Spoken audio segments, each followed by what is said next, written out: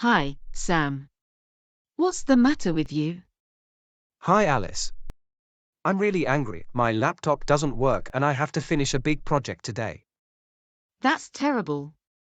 What happened to your laptop? It's the keyboard. I can't use the letter E. Oh no. There are a lot of words with the letter E in English. What are you going to do? I'm going to look for some paper and a pen. I'll have to use the old way of writing. A paper and pen. It will take too long to finish your project. Can I help you? Do you want to borrow my laptop? Thank you. That's a big help. You're very kind.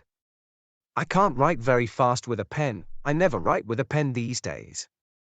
I don't use a pen to write with either. I even write my shopping list in my phone.